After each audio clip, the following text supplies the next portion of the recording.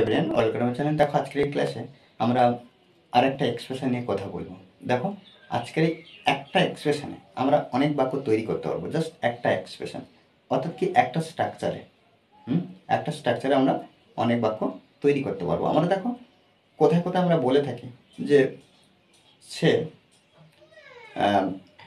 এই গ্রামে উকিল নামে পরিচিত, সে এই গ্রামে বিশ্বজিৎ নামে পরিচিত, সেই গ্রামে ফটকে বলে পরিচিত। দেখো কোনো কিছু নামের সঙ্গে পরিচিত।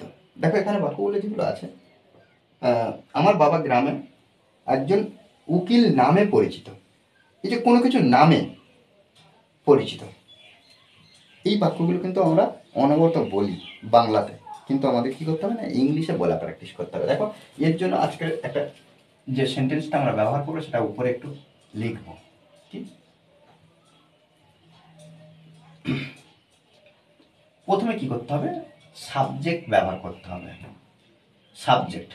তারপরে আমরা গো অথবা গোছ দুটোর মধ্যে যে কোনো একটা নিয়ে আসবো। তারপরে by the name of, by the name of.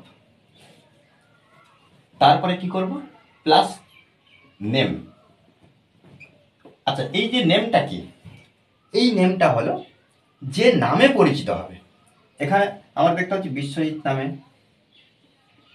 একজন উকিল নামে, বিলি নামে, রহিম নামে, তাহলে সেই নামগুলো ওখানে নেমের জায়গায় বসাতে হবে। প্লাস কি করব, আদার্স ওয়ার্ড, আদার্স ওয়ার্ড, বা আমরা যদি কোনো কিছু অন্যান্য কিছু পাই, অবজেক্ট যদি পাই বা কমপ্লিমেন্ট অফ দ্য সেন্টেন্স যাই পাবো, আমরা কি করব, শেষে বসিয়ে দেবো। দেখো এইভাবে কিন্তু আমরা এই গঠনটা যদি নিতে পারি, এই গঠনটা যদি আমরা একটু বুঝে নিতে পারি, তাহলে এই ধরনের যত বাক্য আসবে আমরা খুব সহজভাবে ইংলিশে ট্রান্সলেট করতে পারবো। তাহলে আমি এবার কি করবো, সাবজেক্ট বসাবো আই। আমরা কখন গো বসাই, কখন গোজ বসাই, দুটোর মধ্যে দুটো কিন্তু প্রেজেন্ট ফর্ম, দুটো কিন্তু প্রেজেন্ট ফর্মে ব্যবহার হয়। কিন্তু যখন সাবজেক্ট আমরা থার্ড পারসন সিঙ্গুলার নাম্বার দেখব, থার্ড পারসন হতে হবে, সিঙ্গুলার, দুটো শর্ত যদি মানে, তবে কিন্তু আমরা কি করবো, গোজ বসাবো। এটা কিন্তু থার্ড পারসন নয়, এটা ফার্স্ট পারসন। আই হলো ফার্স্ট পারসন, আই হলো ফার্স্ট পারসন, কিন্তু সিঙ্গুলার নাম্বার। আমরা থার্ড পারসন সিঙ্গুলার নাম্বার হলে কি করব, গোজ বসাবো। এটা ফার্স্ট পারসন সিঙ্গুলার নাম্বার হবে না, তাহলে আমরা কি করব, গো বসাবো। I go, I go by the name of, by the name of, by the name of. আমি নামে পরিচিত, কি নামে, এই যে নামটা, by the name of Biswajit.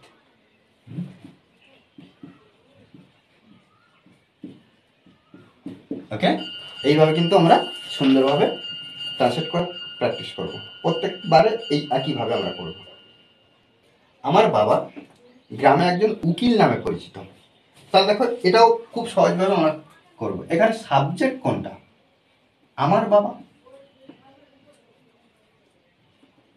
My father,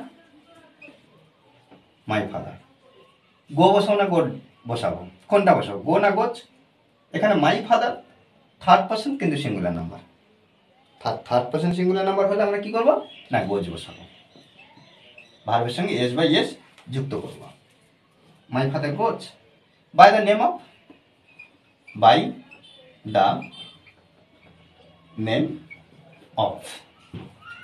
কি, একজন উকিল, একজন উকিল। আ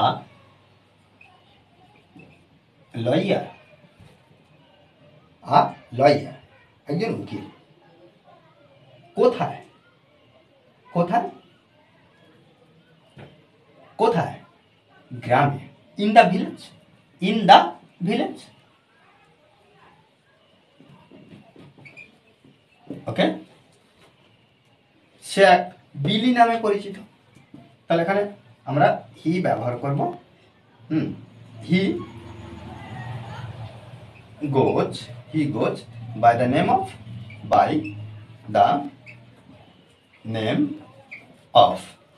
হি goes by the name of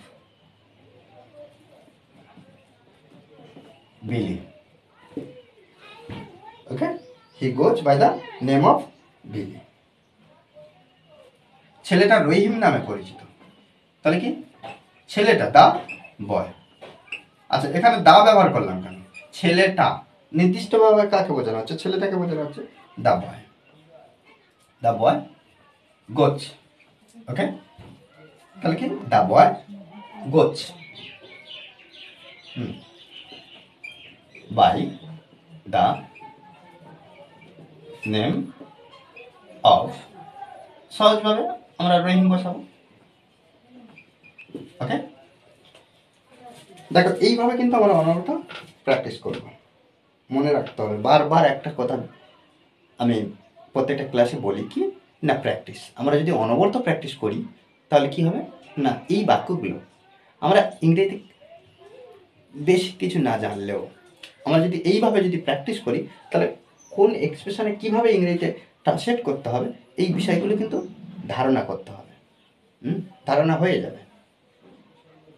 আমরা কিন্তু একটা জিনিস মনে রাখতে হবে, গ্রামারের কিন্তু আমরা যেহেতু বাঙালি, বাংলাতে কথা বলি, গ্রামারের কিন্তু কিছু বেসিক জিনিস আমাদেরকে জানতে হবে, মাস্ট জানতে হবে। কিন্তু আমরা যখন বাংলাতে কথা বলি, আমরা কি প্রত্যেকটা বাংলার ব্যাকরণ শিখে কি বাংলাতে কথা বলতে শিখেছি? না, বাংলা ব্যাকরণ শিখে কিন্তু বাংলাতে কথা বলিনি। আমরা কিন্তু একে অপরের অনুসরণ করে, তবে কে কি বলছে সেগুলো শুনে আমরা বাংলাতে কথা বলতে শিখেছি। ঠিক তেমনিভাবে আমরা বিভিন্ন স্পিকিং, বিভিন্ন ট্রান্সলেশন এগুলো বুঝে নিয়ে প্র্যাকটিস করে তবে আমরা কিন্তু ইংরেজিতে ইমপ্রুভ করতে পারবো। ওকে, আর এই ক্লাসটি যদি ভালো লাগে অবশ্যই লাইক কমেন্ট শেয়ার, আর যারা এখনো এই চ্যানেলটি সাবস্ক্রাইব করেননি তারা অবশ্যই চ্যানেলটি সাবস্ক্রাইব করে পাশে থাকবেন। Okay, thanks for watching this video.